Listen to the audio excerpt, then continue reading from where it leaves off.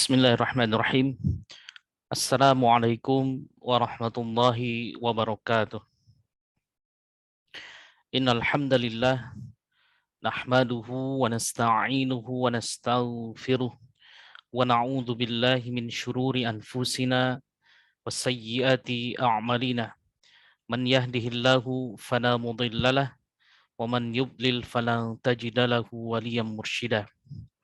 Asyhadu an la ilaha illallah wahdahu la syarikalah wa ashhadu anna Muhammadan abduhu wa rasuluhu la nabiyya wa la rasula ba'dah. Allahumma salli wa sallim wa barik ala nabiyyina wa habibina Muhammadin wa ala alihi wa ashabihi wa man tabi'ahum bi ihsanin ila yaumiddin amma ba'd. Fa inna asdaqal hadits kitabullah wa khairal hadi hadi Muhammadin sallallahu alaihi wasallam wa syarrul umuri muhdatsatuha wa kullu muhdatsatin bid'ah wa kullu bid'atin dhalalah wa kullu dhalalatin finnar.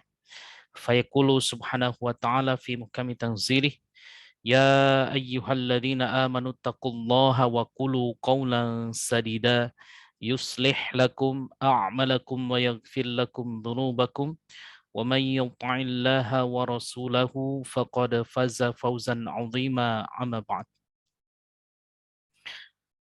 Bapak Ibu, para jamaah dan sahabat-sahabat yang tergabung di dalam Yayasan Ashabul Hijrah Indonesia rahimani wa rahimakumullah. Kita bersyukur pada Allah Subhanahu wa taala di malam hari ini, di kesempatan kali ini kita kembali dipertemukan untuk melanjutkan pembelajaran bersama kita mengenai tahsinul qiraah atau tahsin Al-Qur'an yang khusus kita untuk membahas ilmu tajwid metode Asy-Syafi'i yang merupakan karangan dari Al-Ustadz Abu Ya'la Qurnaidi LC Hafizahullah Ta'ala. Berdasarkan catatan kita semua, insya Allah kita akan lanjutkan pembahasan kita di malam hari ini ke dalam materi tentang iqlab. Ini adalah materi tentang iqlab di dalam pelajaran 4, masuk di dalam pembahasan yang keempat pula, yaitu tentang al-qalbu atau qalb, artinya menukar, atau iqlab, al-iqlab. Menurut al-mu'alif, iqlab ini adalah apabila ada tanwin ataupun nun sukun bertemu dengan huruf ba. Hurufnya hanya satu, yaitu huruf ba. Cara membacanya diubah atau berubah, ditukar menjadi mim dengan tempo gunnah yang dipanjangkan atau gunnah kamilah yang sudah kita bahas di pertemuan-pertemuan yang sebelumnya. Jadi di sini hanya satu huruf saja, kembali kita lihat secara teori adalah adanya tanwin atau kondisi adanya tanwin atau nun sukun yang bertemu dengan huruf ba. Sebelum masuk ke dalam materi, adapun di lapangan cara membaca iqlab ini ada dengan dua cara, yaitu dengan asli langsung dimasukkan ke huruf mim dengan merapatkan bibir sesuai dengan makhraj mim itu sendiri, yaitu di dalam asyafatain, di dalam kedua bibir kita. Nah, seperti itu. Hanya saja mungkin untuk penekanannya itu tidak terlalu ditekan. Jadi tetap merapatkan kedua bibir kita, seperti itu ya. Nah, tidak direnggangkan. Itu yang pertama. Jadi dengan sempurna merapatkan bibirnya. Yang kedua ada pula yang mengambil tata cara membaca iqlab ini dengan cara al-furjah. Al-furjah artinya merenggangkan kedua belah bibir kita. Auba. Auba. Kalau yang tadi amba, jadi hampir mirip seperti ikhfa. Jadi bibirnya direnggangkan di furjah. Nah, sebelum masuk ke dalam pembahasan materi kita lihat terlebih dahulu yang telah kita bahas materi tentang iqlab, mulai dari pendahuluan. Jadi Al-iqlabu secara bahasa artinya membalik atau mengganti. Nah, sebelum masuk ke dalam huruf ba, maka digantikan dengan huruf mim yang sama makhrajnya di asyafatain. Iqlab secara istilah adalah tahwilul lasyi an wajhihi. Artinya memindahkan sesuatu dari bentuk asalnya kepada bentuk lain ya penulis. Saya tambahkan di sini, kita ambil dalam Hidayatul Mustafid halaman ke-8. Artinya memindahkan huruf ba tadi sebelum masuk ke dalam huruf ba ke dalam huruf mim. Jadi tidak abba menjadi amba, mibadi. Itu berat untuk lisan orang Arab sehingga diubah ditukar ke dalam bentuk yang lain yang makhrajnya sama, yaitu di dalam asyafatain. Ba dan mim cenderung sama.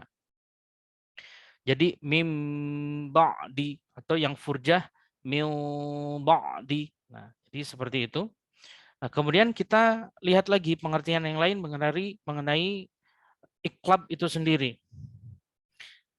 Di sini dituliskan di dalam Hidayatul Mustafid halaman ke-8, kemudian di dalam kitab Ar-Ra'id fi Tajwidil Quran di halaman 10, dituliskan ja'lu harfin makana harfin akhara, kemudian ma'a mura'atil gunnah, menjadikan suatu huruf kepada makhraj huruf lain dengan tetap menjaga gunnahnya ketika diartikan seperti ini. Jadi ini teksnya ja'lu harfin makana harfin akhara ma'a mura'atil gunnah. Nah, kemudian kita lanjutkan. Iqlab dalam pengertian nun sukun atau tanwin. Jadi di mana yang harus kita ambil gitu ya.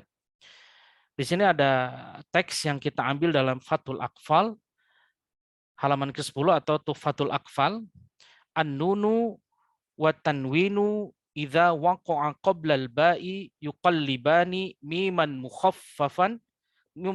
mukhaffafatan fil lafzi la fil khatti.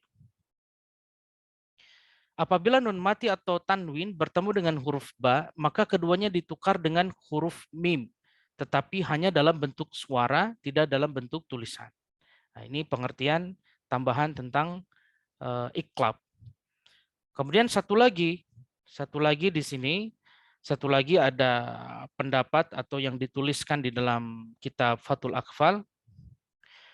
Wasalithul iqlabu indal ba'i miman bi ghunnatin mal ikhfa'i.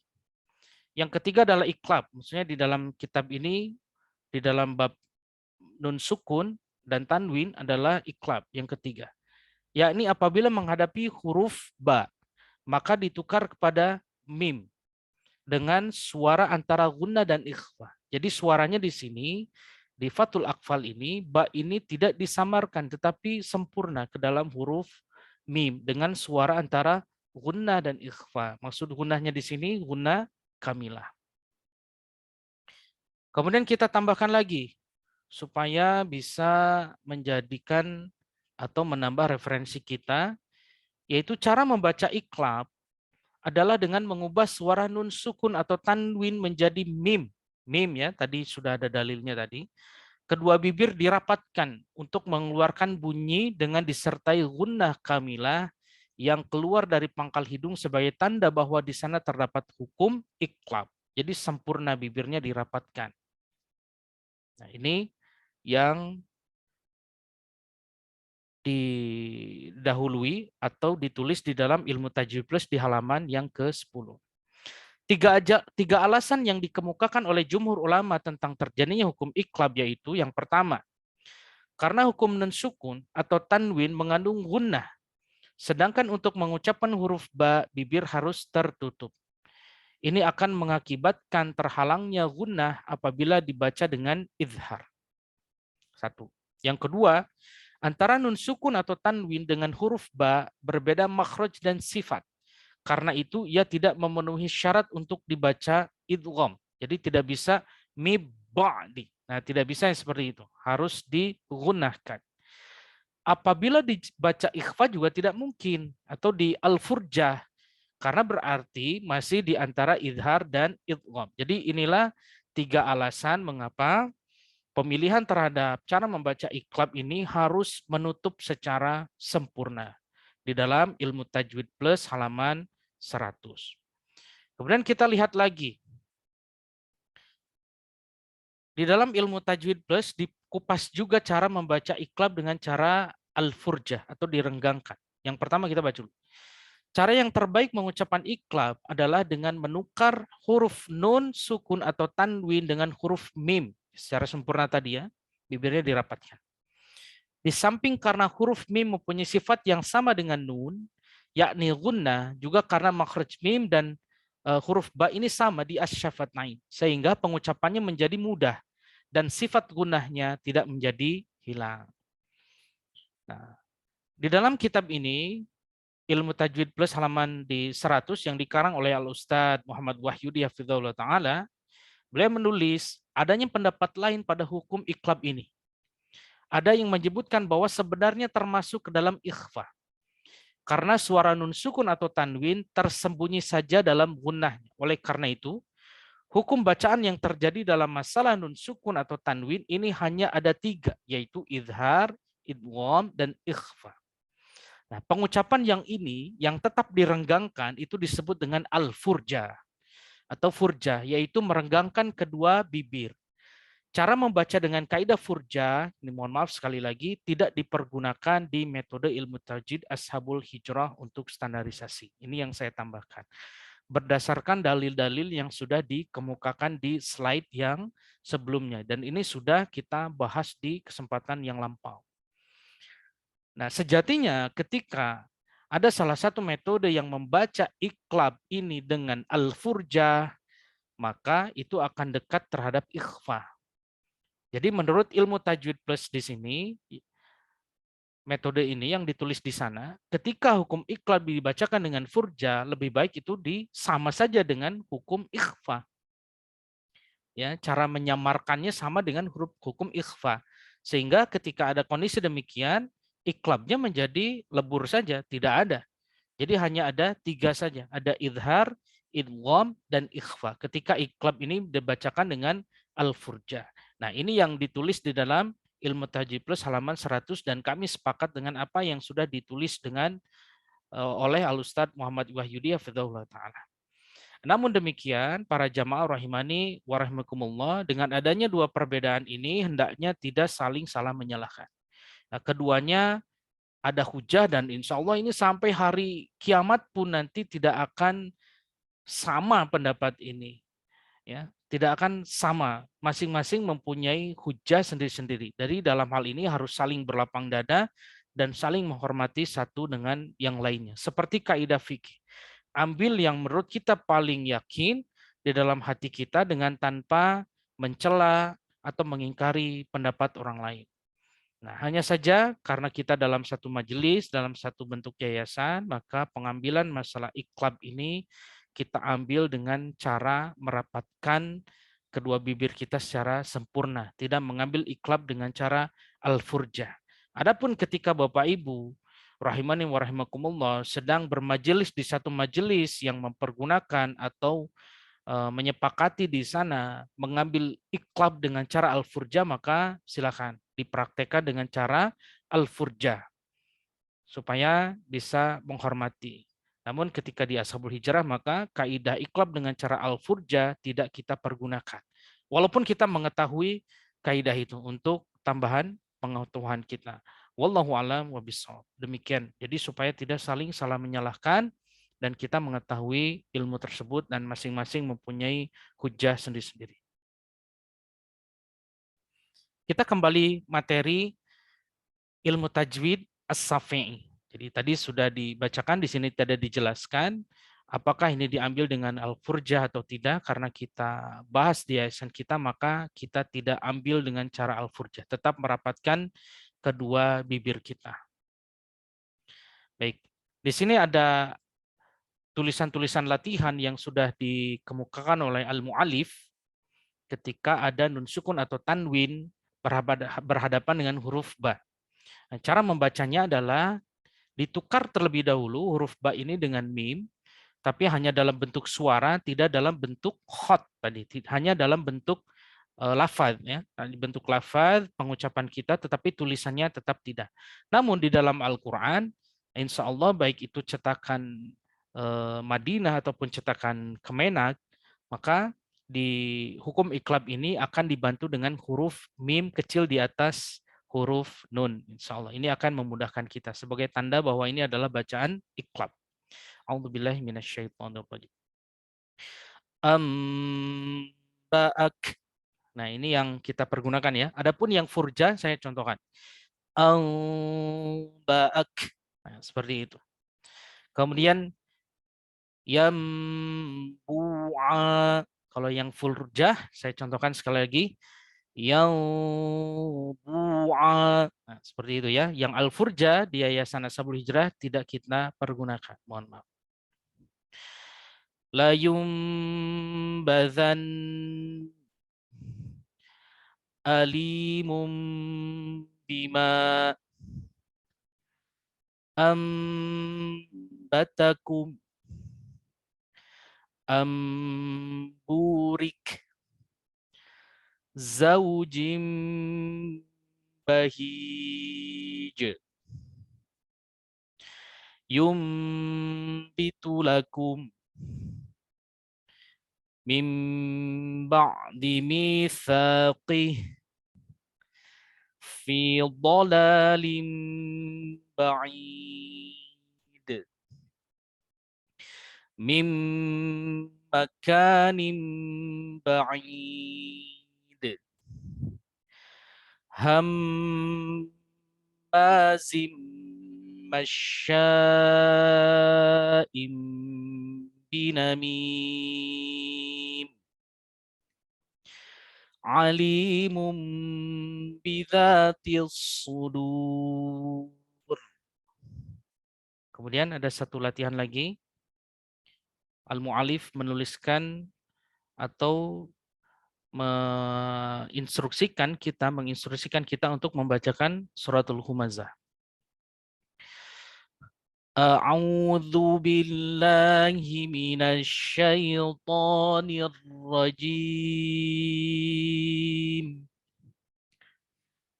Bismillahirrahmanirrahim. Wailul likulli humazatil lumazah alladzi jama'a malan wa'addadah yahsabu anna malahu akhladah kalla la yumbadhanna fil hutamah wa ma adraka mal hutamah narullahil muqadah allati tattali'u 'alal afidah innaha 'alaihim muqsadah fi 'amadin mumaddadah. Demikian pembahasan kita tentang hukum iklab di ilmu tajwid metode Asy-Syafi'i. Kita tutup. Wa akhiri da'wana 'anil hamdulillahi rabbil alamin. Aqulu qouli hadza wa astaghfirullahu li wa lakum. Subhanakallahumma wa bihamdika asyhadu an la ilaha illa anta astaghfiruka wa atubu ilaik. Assalamualaikum warahmatullahi wabarakatuh.